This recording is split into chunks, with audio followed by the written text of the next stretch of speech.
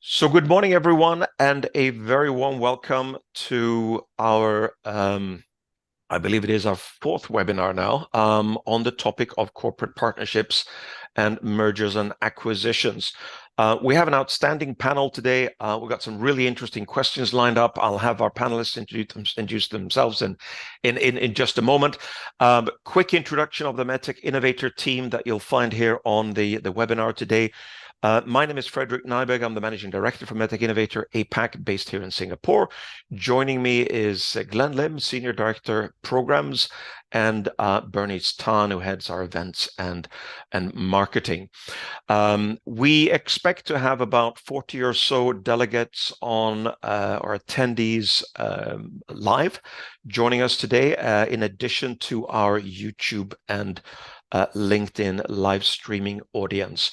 So just as a quick reminder in terms of the format for our cohort companies and for our panelists, we will speak for an hour and a half.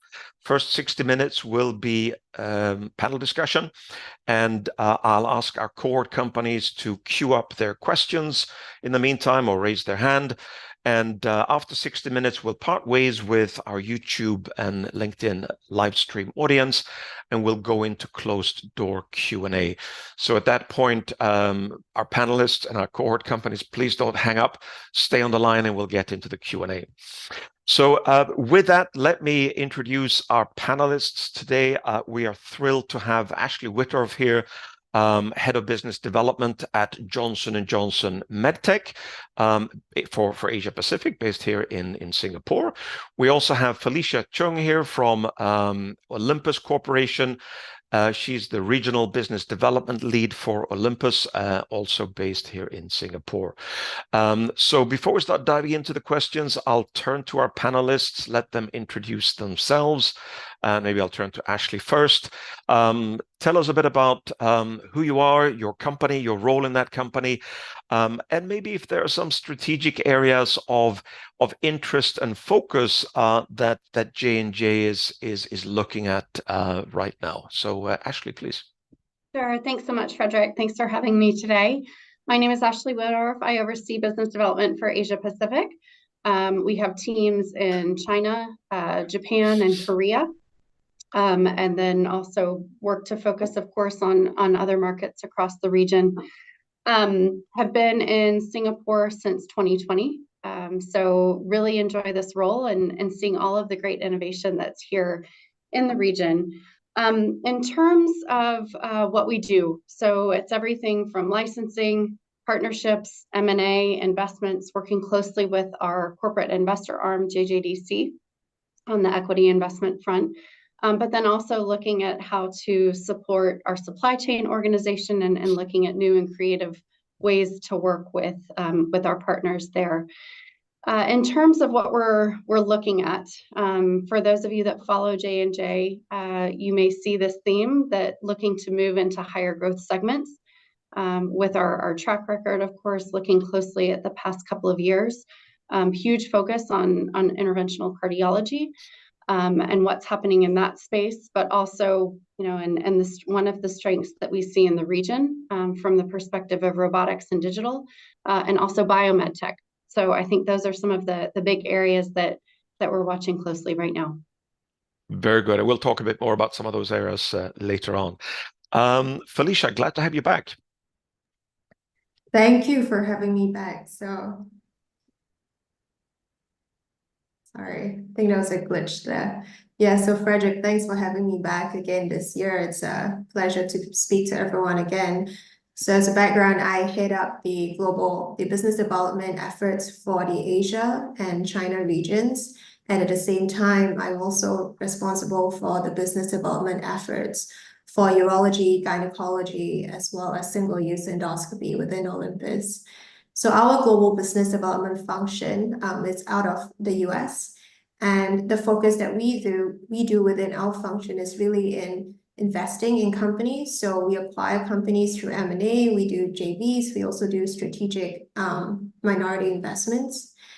And I think what would be of interest to this cohort is that we do have a corporate venture arm called Olympus Innovation Ventures. That is the entity that we use to invest in earlier stage companies. And most recently, you may have seen that we have invested in a company called Nispera, which is an adjacency for the urology space through the corporate venture arm as well. So Olympus in general is a company which focuses on GI, urology, as well as respiratory. We also have other businesses across ENT, surgical devices, etc.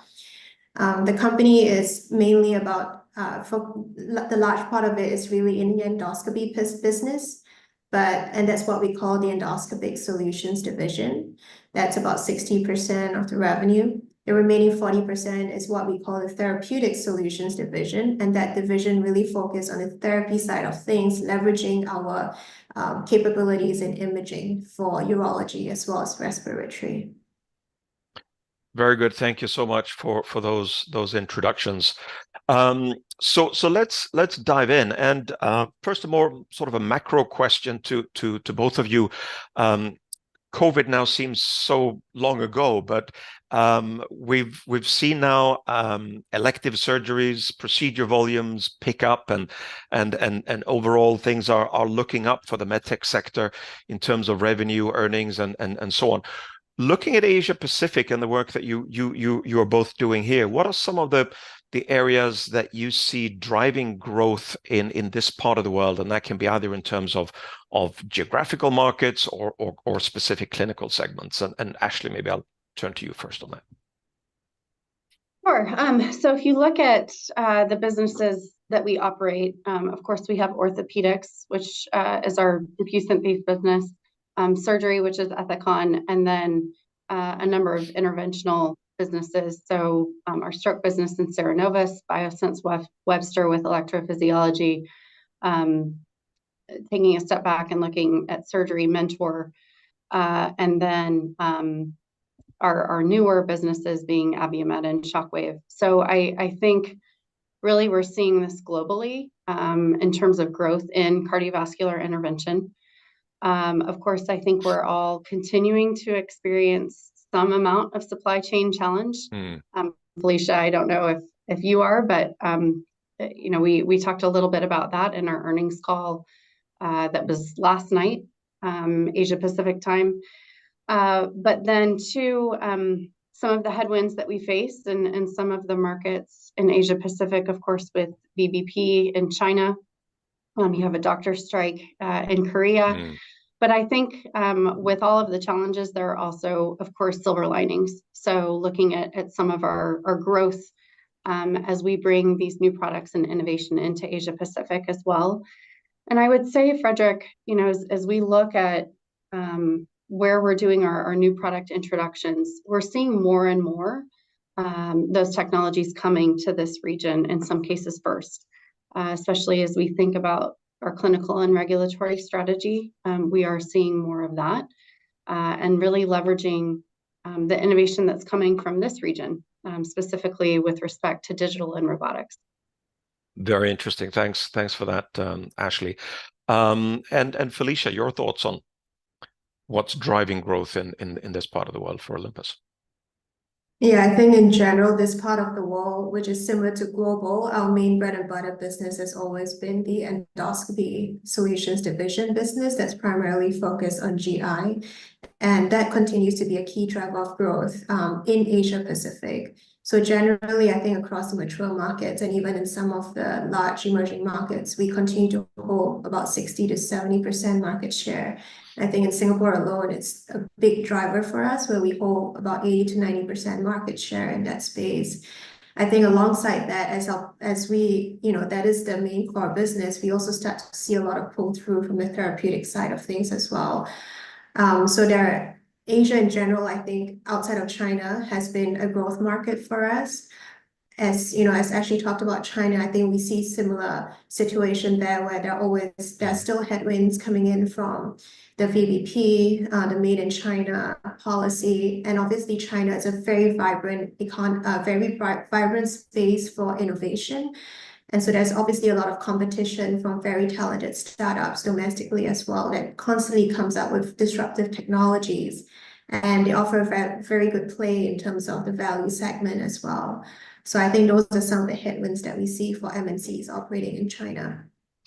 Makes a lot of sense. Thanks, Felicia. And for those of you who may be online and may not be aware, VBP China, VBPs are volume-based pricing initiatives. That's a topic for a whole separate webinar, I think.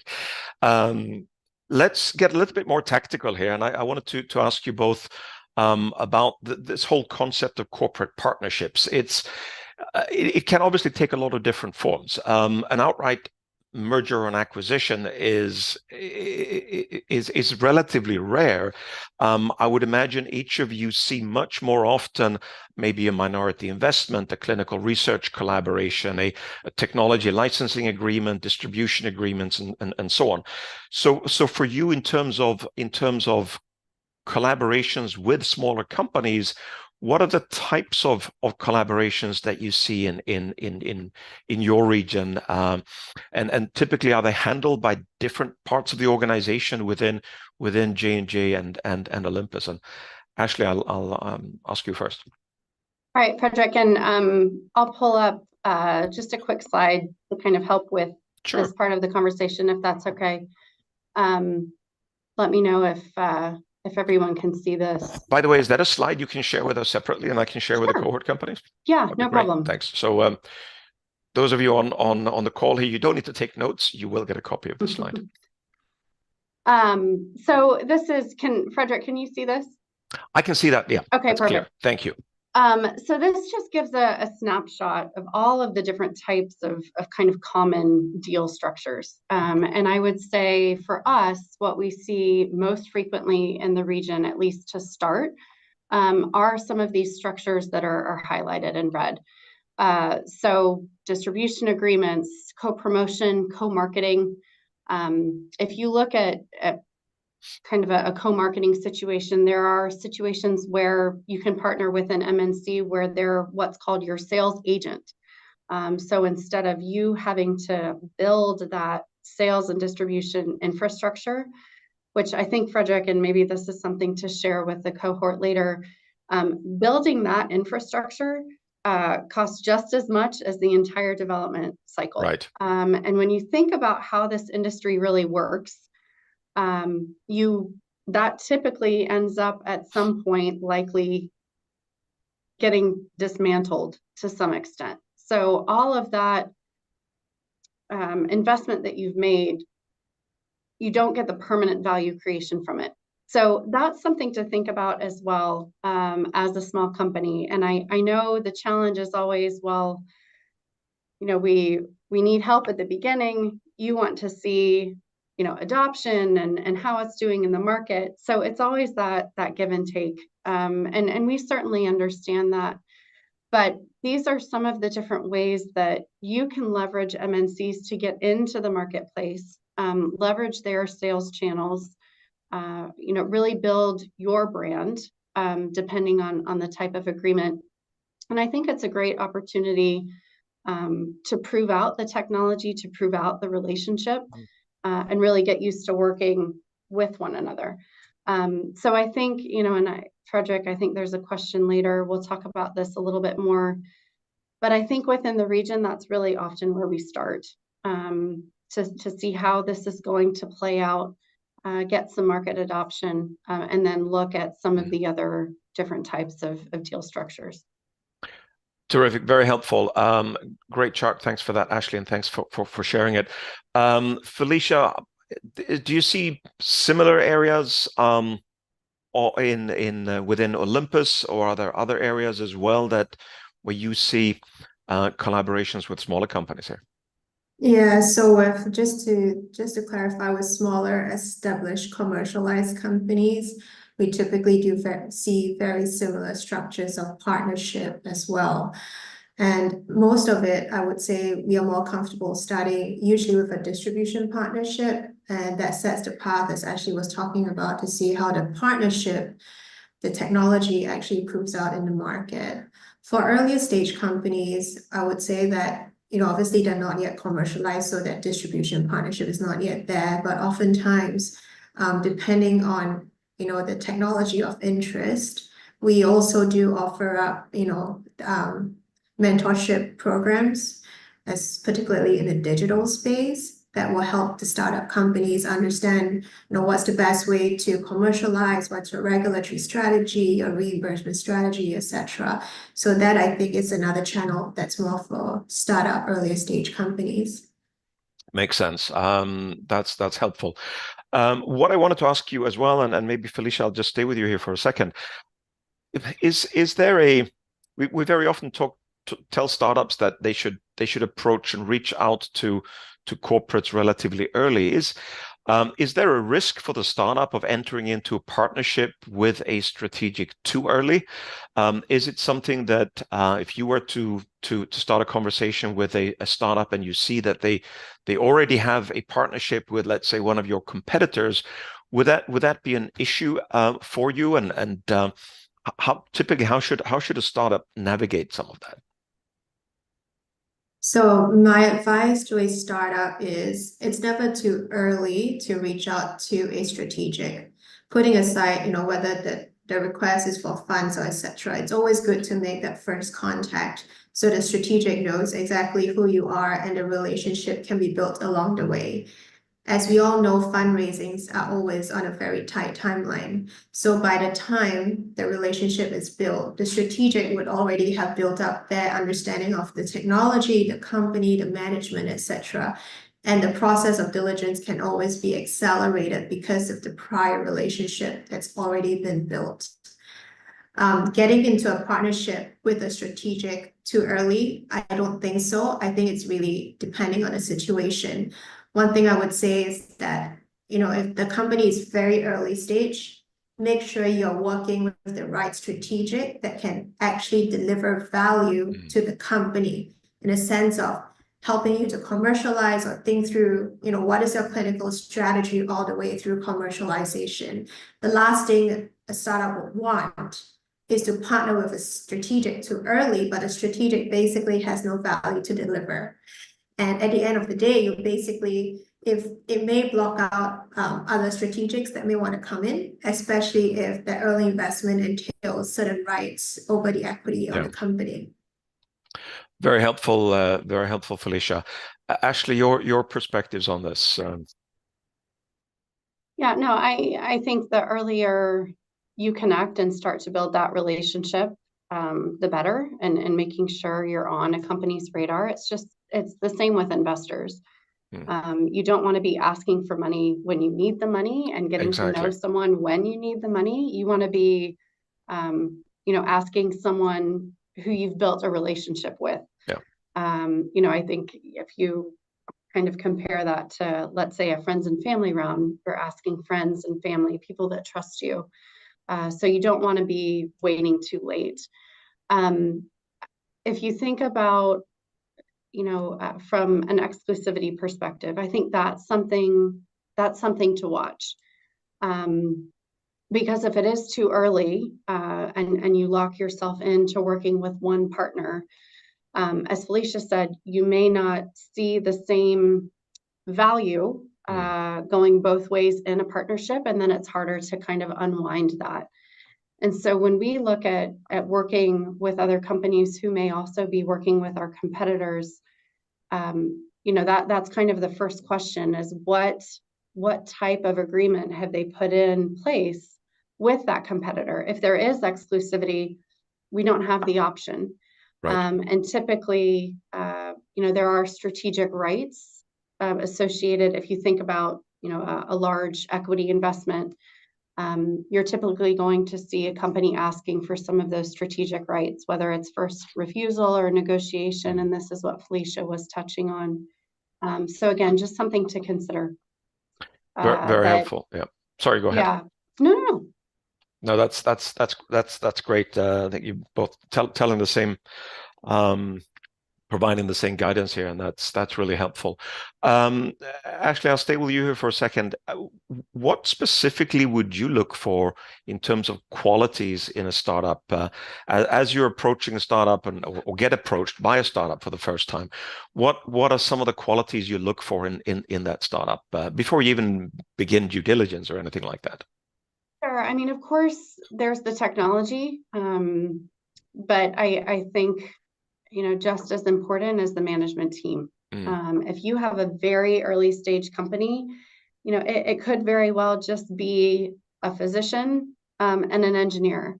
And that's fine. I think what you have to consider in that situation is an openness to learn, to get that feedback, and to understand, there are certain points as you move forward that management team has to be built, that you may need to bring in a CEO, for example. And knowing that that's okay, and being comfortable with your skill sets, but knowing how you need to supplement those capabilities.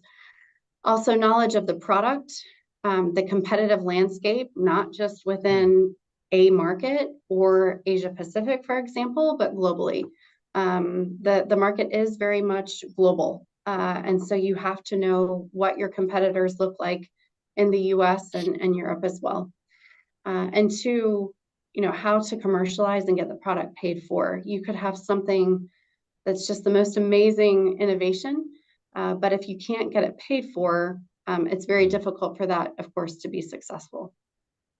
Yeah, thanks for that, Ashley. And Felicia, what do you typically look for in startups when you first meet them?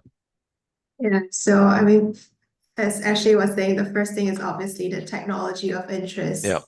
And we typically invest in 3 buckets, right? Either the core, the adjacency, or enabling technologies within the fields that we play in. So what we typically look for in a company, it's really how well thought out their commercialization strategy, their reimbursement strategy, their clinical strategy, that would also help us understand what is their thought process towards the end game. And the other ingredient, which Ashley also talked about, is the management team. So oftentimes, having seen that track record, where there's a CEO or the founder who has done multiple exits, would also be critical to the success story of this startup. And that's what we look for as well. Very helpful. And Ashley, you mentioned something about startups really taking a global view of things in terms of maybe competitor analysis and so on. Would J&J look or even be interested in looking at a company that doesn't have global ambitions? Does it have to work on a technology that has the potential of getting global adoption? Or would you look at companies potentially that may only be relevant for Asia Pacific or even just part of Asia Pacific? Sure. And I just to clarify my response to the last question, it's not so much if you're only looking at a technology for a certain market, but knowing your value proposition compared to a similar company in another market. So you may have strengths in certain areas, someone else may have strengths in certain areas, and there could very well be reasons that you are still the best fit for something that we're looking for just in Korea because of other policies, whether it's regulatory or reimbursement. There are a number of policies in Asia Pacific and elsewhere in the world that favor, I would say, homegrown innovation. But you have to know your value proposition and why you're the one to partner with. So again, more just know that piece and how you compare to similar technologies globally versus where we're looking to have a technology. Yeah, great point. And Felicia, maybe I'll ask you to comment on that as well. Does Olympus look for potentially global opportunities only, or are you also open to look at startups that may be focused on a particular market or sub-segment or a smaller geography? Yeah, so very similar. I think we're agnostic, to the focus, so long as the company does know where it stands in terms of its value proposition, as Ashley was talking about. And that would really help us understand what is that investment thesis. Why should we look at this company and partner with them? Got it. Thank you. Again, quick reminder to our cohort companies to feel free to queue up your questions using the Q&A function at the bottom of your screen, and we'll get to those questions towards the end. Protection of IP is always a bit of a concern for startups, and I'm guessing both of you typically begin a conversation with a startup by signing a non-disclosure agreement or confidentiality agreement. Is that typically sufficient, or are there other actions that you would typically take, or that you would expect the startup maybe to take as they get into more technical discussions? Ashley? Sure. And I would say with this, and Felicia, I don't know how it is for you, but because of how big we are and in how many markets we operate, we're not going to look for a CDA right away. We're not going to ask for confidential information right away. We want to have non-confidential discussions first. We want to make sure there is a strategic fit with the business, with the technology that you have, that there's interest on the side of our business in that area. Again, what's the value proposition to the extent you can share that in a non-confidential way before we put an NDA in place. And that's just as much to protect a small company as it is to us, because there could be a conversation happening in Europe, for example, that we don't know about in Asia Pacific. And we don't want to have any confidential knowledge that would put either party at risk. So I just wanted to clarify that a little bit too, that if a company ever says to you, hey, let's have a non-confidential discussion first, it's not because they're not interested. It's just, we want to go through some of those steps first before we start getting that confidential information. And that's why. But yes, once you get to that point, of course, an NDA, CDA covers all parties, and every market, every country has its protection around IP.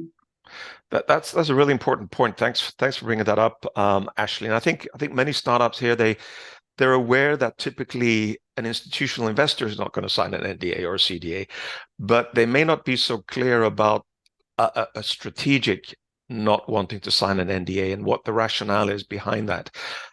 Felicia, does Olympus take a similar approach? Absolutely echo Ashley's considerations on signing an NDA. I think beyond, the fact that there are obviously, we don't want to sign an NDA too early because we actually don't need the confidential information to ascertain whether or not this company is of strategic value for us.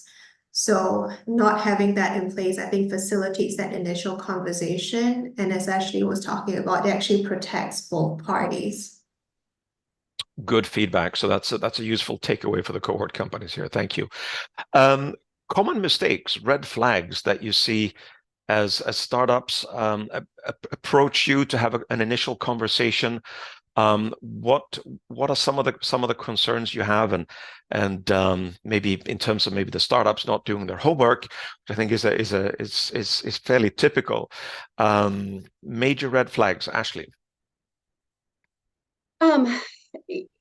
I think, Frederick, again, this gets to the point of understanding how you could strategically fit together. And J&J, we're always changing, but I still get calls, for example, around in vitro diagnostics. And unless that has to do with cancer, yeah, we don't have an IVD business anymore. And I know, more recently I've had some outreach around consumer type products, and of course that business is now no longer part of J&J. So I think one is, it just really gets back to understanding where your technology could fit, and thinking about it in the context of what the patient experiences. So what does that patient journey look like, and what are you solving for? And I think too, Frederick, in the region, we have some very unique unmet needs especially certain markets with the patient populations here. And that's something that's really attractive for us to learn and know about. So again, not a mistake, but something to consider when you're bringing an idea forward is what unique problem are you potentially solving for the markets in Asia Pacific? Great point. Thanks. Felicia, common mistakes that you see when you have your first interaction with a smaller company. Yeah, so as you talk about not doing the homework, I think a lot of it boils down around that. One of the most common ones that we see is that the startup perhaps may not have really thought through what is the competitive landscape, whether it's in Asia or whether it's in global. So oftentimes there is a unique idea that targets a huge unmet need, whether it's APAC or global. But I think oftentimes the startup actually does not realize that there are already other solutions out there that could be more disruptive and less invasive compared to them. And so that understanding who they're up against on a global landscape will be really helpful. And also, as Ashley talked about in the first instance, oftentimes we get calls or inbound inquiries about a potential startup that actually has no relevance to the company at all, to the areas that we focus in. So I think very quickly there, as the conversation starts, when we receive very brief information that seems to relate to the areas that we may be interested in, but oftentimes when we start engaging, we realize, hey, it's completely out of the areas that we might even want to play. So that's one thing that I would say, do your homework. Perfect. Thank you. So I think on that note, maybe let's talk a little bit, get a little bit more specific about mergers and acquisitions. We spoke a little bit about this last week when we had our fundraising and term sheet and deal structuring webinar. I think everyone's aware that VC funding has slowed significantly in 2023, and so far in 2024, it seems it's still not quite there. Maybe picking up. Deal volumes certainly are down, but values are up. But both J&J and Olympus, you've continued to made in the case of J&J, some very significant acquisitions. Of course, I know that many of you would have seen this in the news. Of course, the Shockwave Medical acquisition. I think it was announced in March or April. $13 billion cardiovascular company, and then of course from Olympus. Bit smaller in size, but closer in geography. You acquired, I think in the last 18 months, a company in Korea in the area of GI stents. And of course, you mentioned earlier, Felicia, the Neuspira medical investment, which is a much smaller company, happens to be a MedTech innovator cohort company in the US. I would have to add that. In the area of neuromodulation, I think the announcement came out just 2 or 3 days ago, where Olympus was a co-investor on their $20 million or $23 million round. So I just wanted to ask you, anything that is in the public domain, of course, are you able to comment on these acquisitions, perhaps for our audience, and tell us a bit about maybe the synergies that you expect to see and how those kinds of acquisitions fit into the broader strategy, and maybe Ashley will start with a big Shockwave acquisition at Johnson & Johnson. Sure, Frederick, and I'm just going to reference directly from our press release on this acquisition. So if you do want to read the whole thing, in the interest of time, I'll just touch on it. But as I mentioned earlier, cardiovascular intervention is one of the fastest growing global medtech markets, and we are focused on shifting into those higher growth markets. That's why you look at what we've been doing in the cardiovascular area. So with the addition of Shockwave, our cardiovascular portfolio expanded into two of the highest growth innovation-oriented segments of cardiovascular intervention: 1, coronary artery disease, and 2, peripheral. So I think one synergy to look at here, especially following Abiomed, is there's also a tie with the use of Impella and the use of Shockwave's IVL technology. So specifically, IVL is used in approximately 30% of high risk PCI cases that also use Impella. So that very much was a synergy between two of the businesses that we were looking at. We can talk a little bit more about Laminar, I think, later, Frederick, as we talk about stages of investment and where we acquire. But that was another piece of this kind of broader strategy with respect to cardiovascular. Right. And of course, Shockwave is a sizable, or was a sizable company. What would they add revenue-wise to J&J approximately? I think that was in the public domain as well. Yeah. So I don't mean to put you on the spot. I think it was in the order of several hundred million, at least, if I'm not mistaken. Yeah, no, I mean, ultimately it's expected to become our 13th billion-dollar business. Right. To put it in context. Yeah, I can't remember the exact. No, that's absolutely fine. Obviously, it needs to have a significant impact on the top line for you to pay $13 billion for it. So yes. Thank you for that. Felicia, do you want to comment on these two Olympus deals? Yeah, maybe I'll focus on Nuspera. Yeah, that'd be great. Yeah, so Nuspera is a company which we invested in the Series D, just announced about 2 days ago. They raised $23 million, and we were investing alongside a couple of financial investors. Now, for this company, I think it's a strategic adjacency for us within the overactive bladder space of urology.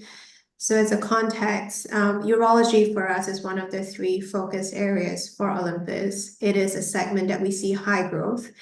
Today, we primarily play in stone management, bladder cancer, as well as BPH. And those are really the segments that we are either the top or the top 3 players in those segments globally. Now, surrounding that, if you look at the close adjacencies, is where we see overactive bladder as a significant unmet market, where there are continuously innovation coming out from it. And so what Nuspera offers is really a very miniaturized implant that targets the sacrum for the management of overactive bladder. And as this company, the funds raised will actually get them through, we expect it to get them through regulatory approvals. And for us, we see a lot of value that we can bring to this company. Eventually, as you look at the attractiveness of the space and also the potential call points that we have. Very interesting. So this obviously is a company that doesn't have any revenue yet, and it's now at its Series D. So that's really interesting. Let's just talk, and Felicia, I'll stay with you here for a second.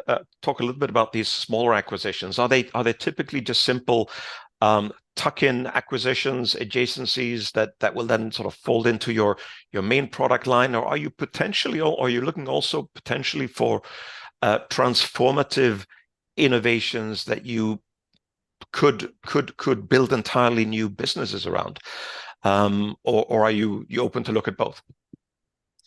I think it's for earlier stage companies. Typically, we are open to almost most of it. I would not say completely out of the core like cardio. We don't play in that space, so that's definitely not an area that we will be looking at.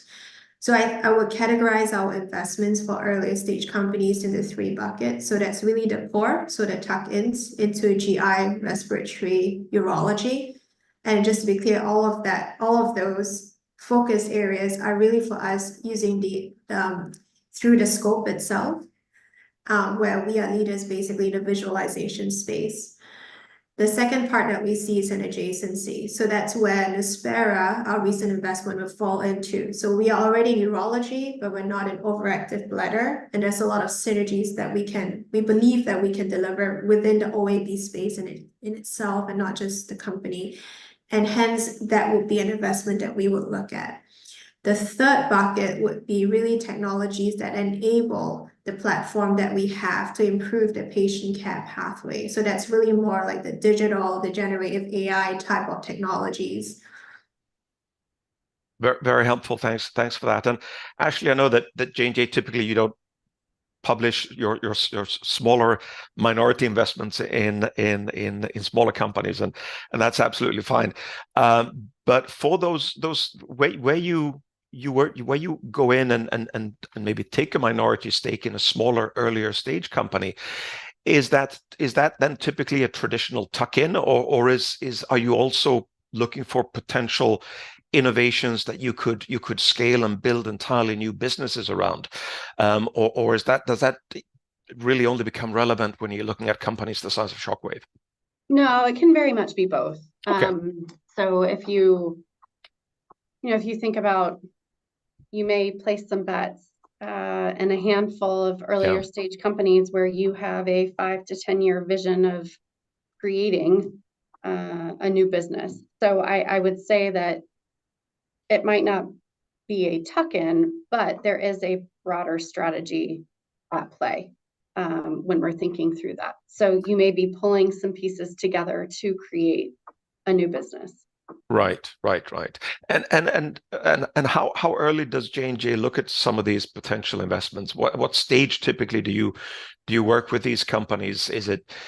Are you able to look at it at clinical? Do they have to have regulatory approvals in place, or do you really only look at revenue generating businesses at J&J?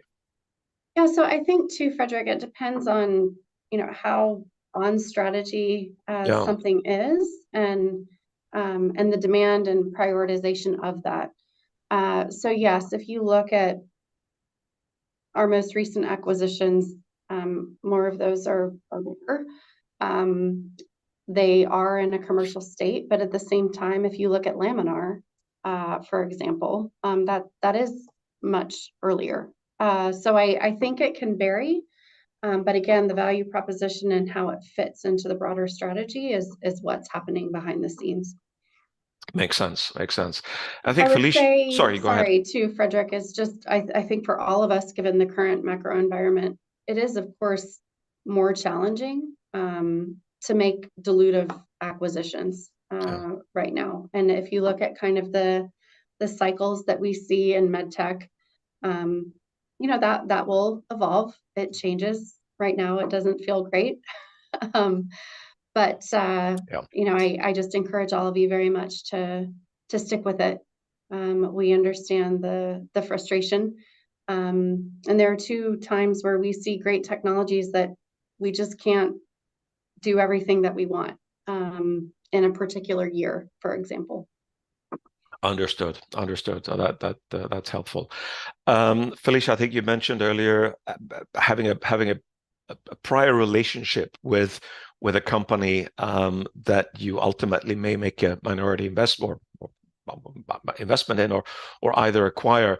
Can you maybe comment a bit about that?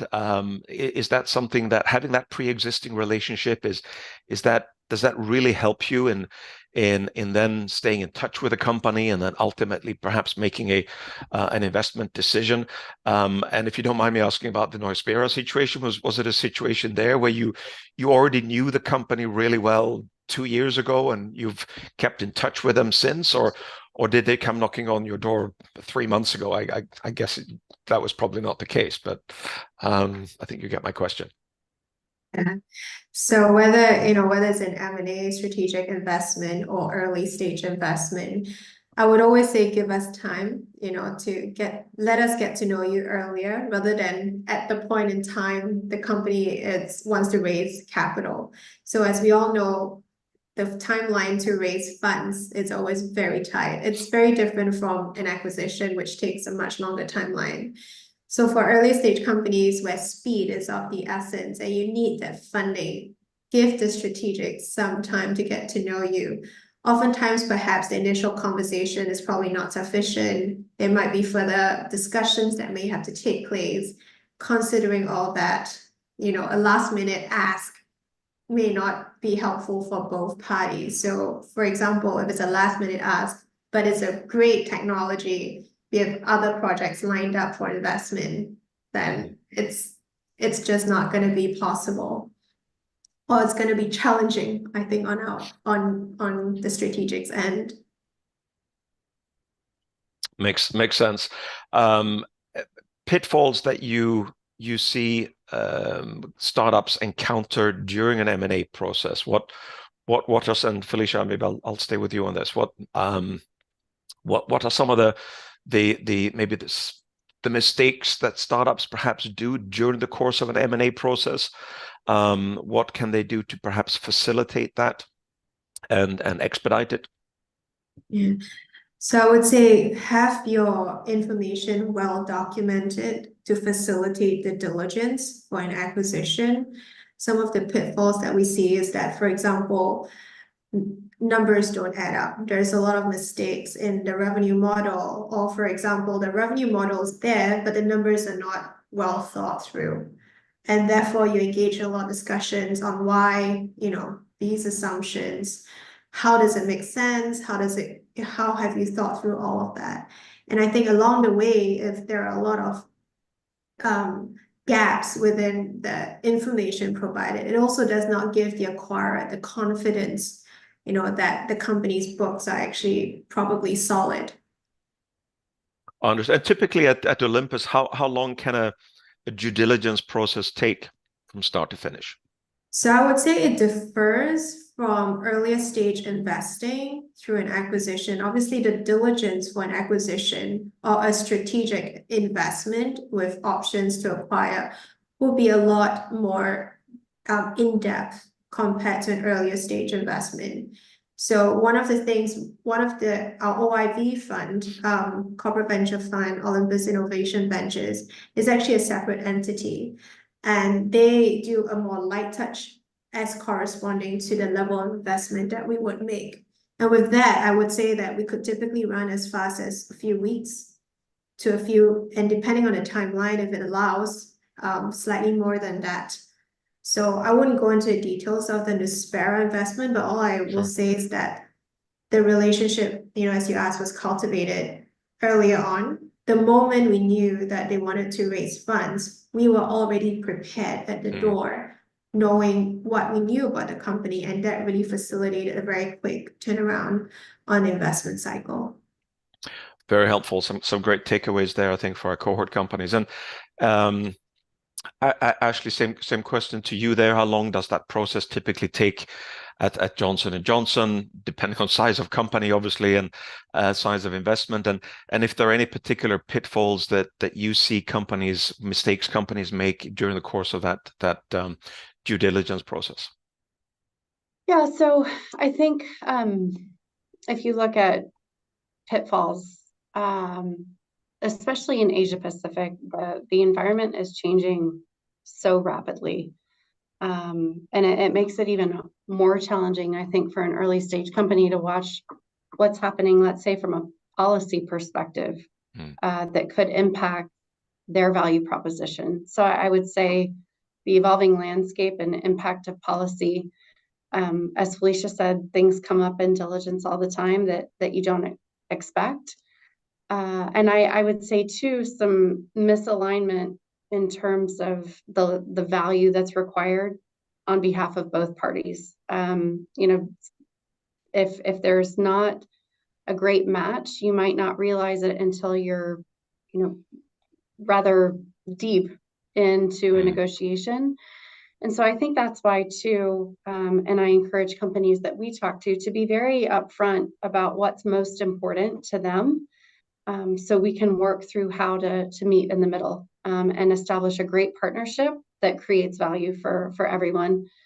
In terms of the process itself, so that's a very broad range, Frederick. And I would imagine, say too, if we're looking at a distribution agreement where we're still taking ownership of the product, for us, it's not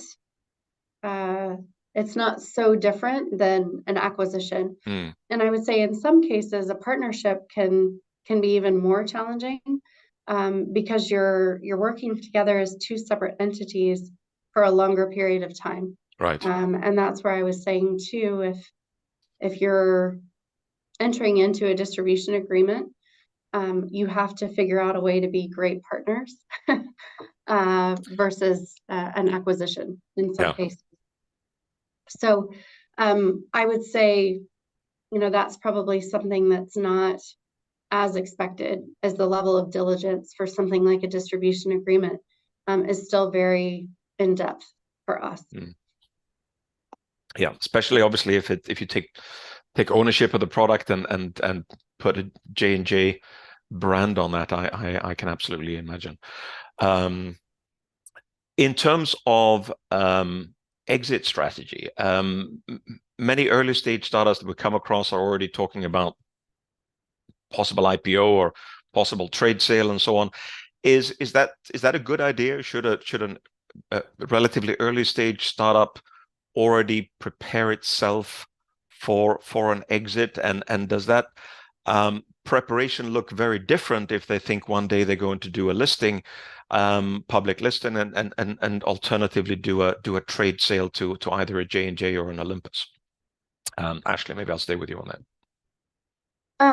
My advice would be to prepare yourself to go commercial.